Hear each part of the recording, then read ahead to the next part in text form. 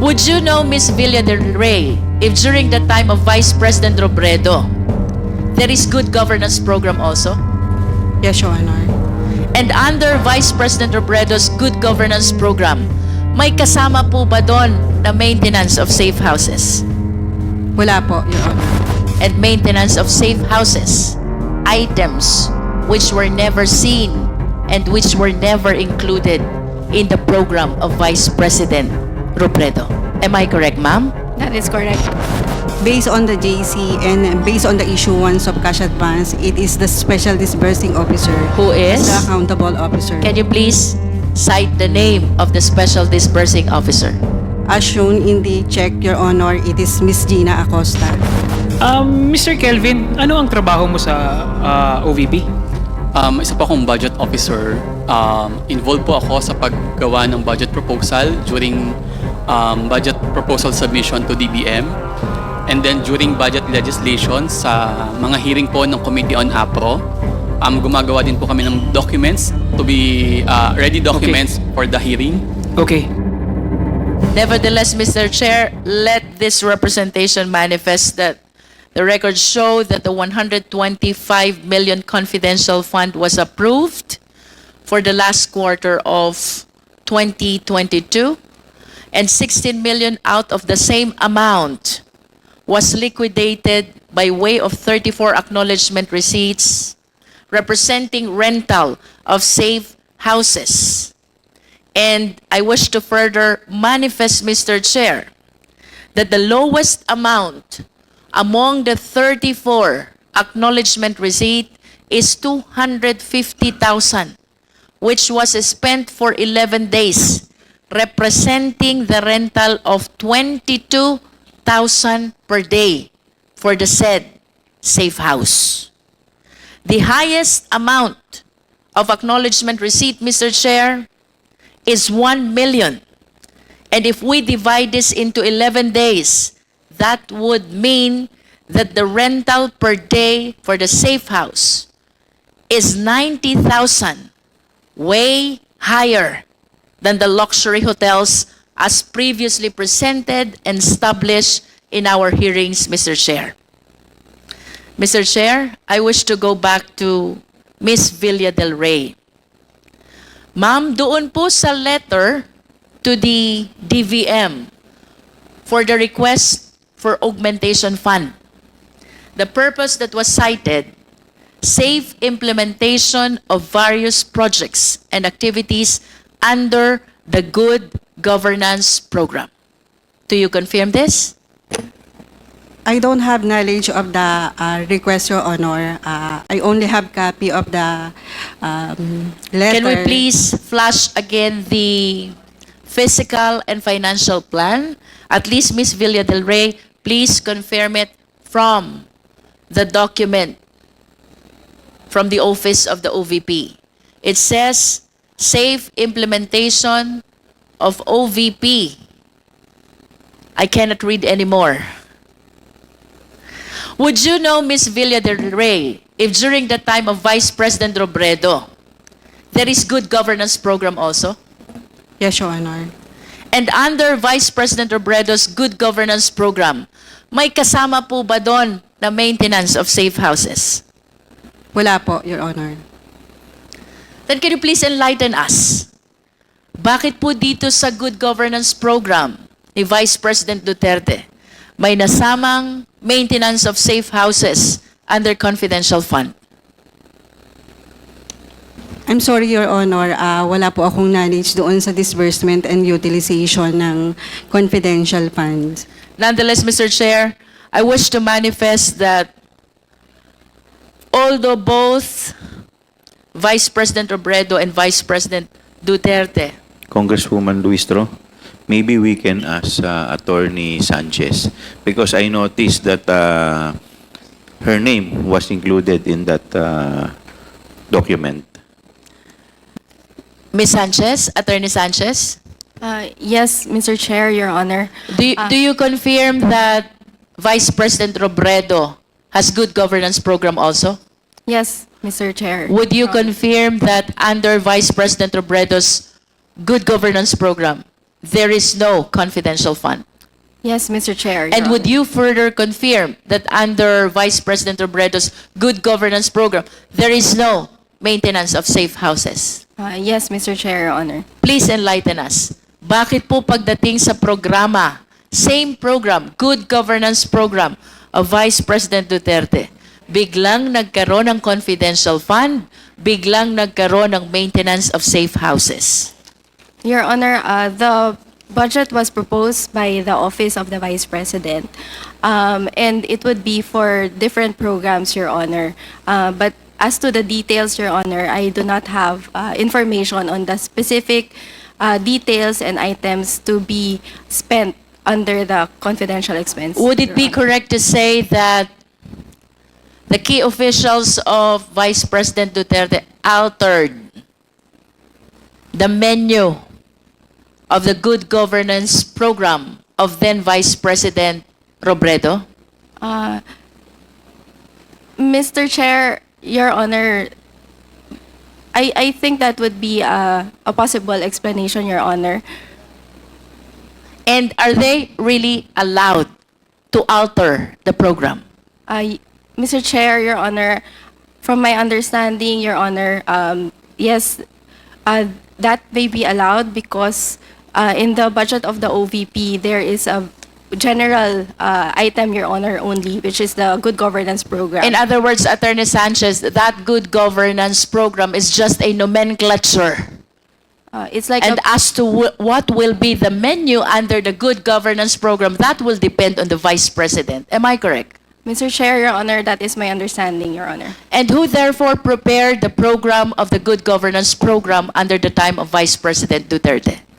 Mr. Chair, Your Honor, that would be the Office of the Vice President, Your Honor. Can you please cite the name? Who in particular among the key officials prepared? Your Honor, I do not have the specific information on who the particular persons who prepared, but the request was submitted to the Budget Division, Your Honor. Nevertheless, Mr. Chair, in spite of the admission of Attorney Sanchez that they can alter, what is clear, the program Good Governance under Vice President Duterte suddenly include confidential fund and maintenance of safe houses, items which were never seen and which were never included in the program of Vice President Robredo. Am I correct, ma'am? That is correct, Mr. Chair. Another important observation, Mr. Chair, Attorney Sanchez. Last quarter of December 2022, OVP spent 16 million for maintenance of safe houses. Do you confirm? I have no personal knowledge, Your Honor. May we know if any one of you has personal knowledge about this? Ms. Villa del Rey? None, Your Honor. Nevertheless, let me finish this manifestation. 2022 last quarter, the OVP spent 16 million for maintenance of safe houses. This was followed by 2023 first quarter, another 16 million for maintenance of safe houses. This was followed by 2023 second quarter, another 16 million for maintenance of safe houses. And finally, 2023 third quarter, this time 5 million maintenance of safe houses. The only conclusion that I can derive from 2022 last quarter to the third quarter of 2023, meron kayong informants or assets whom you are keeping in the safe houses that the OVP is renting. The question, however, is, why suddenly, pagdating ng last quarter ng 2023, wala nang expenditure for safe houses or not even for confidential fund? San po napunta yung informant at assets nyo which you have been keeping in your safe houses from the last quarter of 2022 to the third quarter of 2023. Yun po ba inabandon ng OVP? Yun po ba biglang nag-disappear? I understand that you have no personal knowledge, but at least please give us a reasonable interpretation of what happened. Why suddenly, in the last quarter of 2023, nawala ang maintenance ng safe houses, which means nawala din ang informants at saka assets. Where did they go? Ms. Villa del Rey? I'm sorry, Your Honor, I cannot answer the question since I don't have really knowledge of the utilization of the confidential fund. Attorney Sanchez? Your Honor, I also apologize, same as the answer of Ms. Villa del Rey, Your Honor. Mr. Kevin? Say, Mr. Chair, I have no knowledge or participation in the utilization of the confidential funds. Ms. Rabago? Same, Mr. Chair. I don't have a personal knowledge on the utilization of the confidential Ms. funds. Villa del Rey, can you at least tell us who has the personal knowledge over these matters? Based on the JC and based on the issuance of cash advance, it is the Special Disbursing Officer Who is? as the accountable officer. Can you please cite the name of the Special Disbursing Officer? As shown in the check, Your Honor, it is Ms. Gina Acosta. And apart from Ms. Gina Acosta, who else has personal knowledge over these matters? I don't have idea, Your Honor. I And you don't have confirm knowledge. that Gina Acosta, the Special Disbursing Officer, whom you described earlier as confidential official with salary grade 24, is one of those who were subpoenaed and who did not appear. Tama po ba? Tama po, Your Honor. Thank you. I have nothing further, Mr. Chair. Thank you, Congresswoman Luistro. Mr. Yes, Chair, Deputy Speaker I just J.D. wanted Suarez. to ask a question. Attorney Sanchez, yung binanggit po ni Congressman Luistro na Special Disbursement Officer, ano pong pangalan niya? Gina Acosta. Yeah. She was the one cited in contempt, correct? Yeah. Along with Fajarda. Okay. Okay. I just wanted to get that clear. Thank you very much.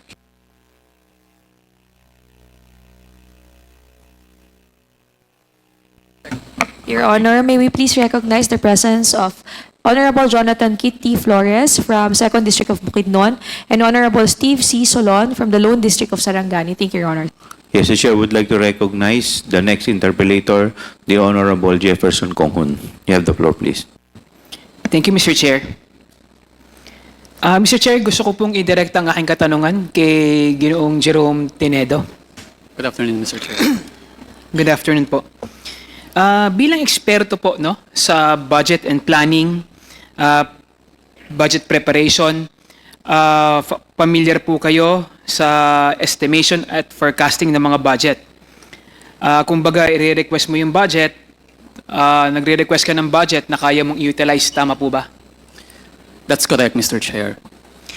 So pag nag-request ka ng budget for 1 year, kaya mong siguraduhin na ito kayang-kaya mong i-utilize ng isang taon. Should be, Mr. Chair. Okay. So pag nag-request ka naman ng 1 quarter, ng isang quarter, yung in-request mo rin, kaya mong i-utilize sa isang quarter. Should be, Mr. Chair. Okay. Mr. Kelvin, ano ang trabaho mo sa OVP? Isa pa akong budget officer. Involved po ako sa paggawa ng budget proposal during budget proposal submission to DBM. And then during budget legislation sa mga hearing po ng Committee on APRO, gumagawa din po kami ng documents to be ready documents for the hearing. Okay. Kanina may tinanong si Congresswoman Jinky kanina. Yes, Mr. Chair. Yung na-alter, no? Kasi sinabi kanina, walang budget, no?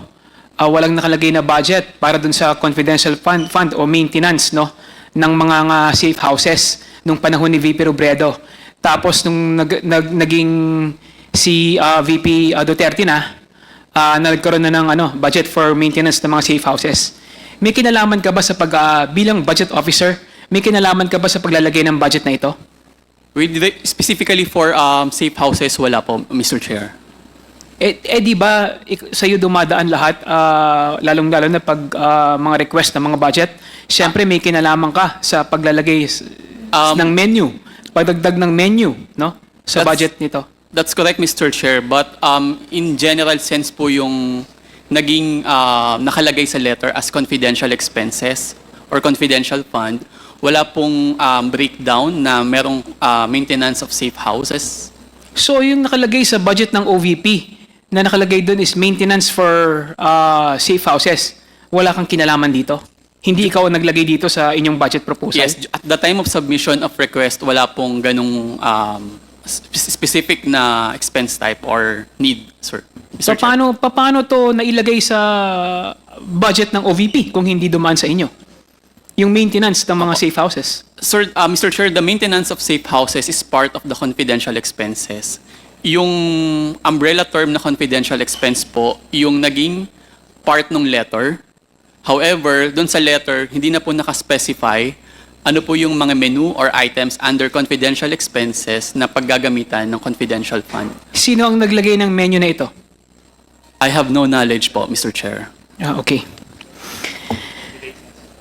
Mr. Kevin, no, responsibility niyo din sa bilang budget officer na mag-flag down, no, ng mga deficiencies or flaws pag meron kayo nakikita sa budget implementation ng OVP, tama po ba? That's correct, Mr. Chair. Sa paggastos ng mga pondong natanggap din ng OVP. That's correct, Mr. Chair. May mga napansin ka bang irregularidad sa paggastos ng 125 million confidential fund ng OVP? Wala po, Mr. Chair. I have no knowledge with regards to utilization. The budget division is mainly involved on the early phase po on the request of cash advance for confidential activities. So wala kang alam, lalong-lalo na sa kung paano ni-utilize. Yes, Mr. Chair. Kay Madam Rosalyn Sanchez, di ba po kayo ang pumipirma ng cheque? Kasama po kayo sa pumipirma ng cheque? Mr. Chair. Attorney Sanchez, you're recognized. Yes, thank you, Mr. Chair.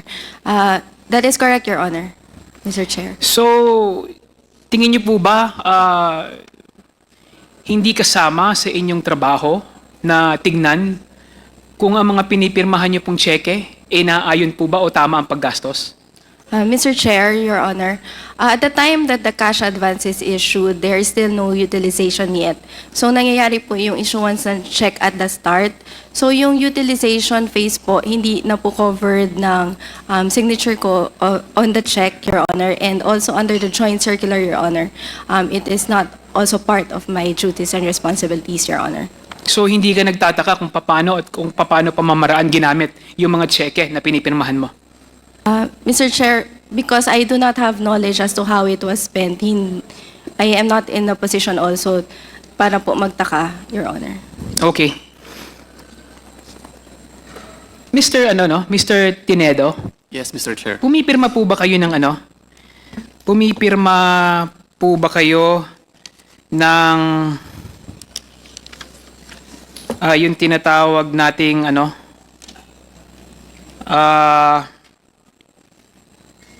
FAR o yung FAR? Yes, Mr. Chair, the Financial Accountability Report. Yes, Financial Accountability Report. Pumipirma po ba kayo nun? Yes, Mr. Chair. Meron po ba kayong pinipirmahan nun pagdating sa confidential fund? Part po ng FAR, sir, is yung line item na or expense type na confidential expenses, sir. Mr. Chair. So, nagsicertify ka, tama? Certified correct po na may pondong nilaan sa OVP para sa confidential expenses at may pondo rin po na inobligate for the cash advance ng confidential activities. So, wala rin itong kinalaman sa paggastos? Yes, Mr. Chair. Kung tama ang paggastos? Correct, Mr. Chair.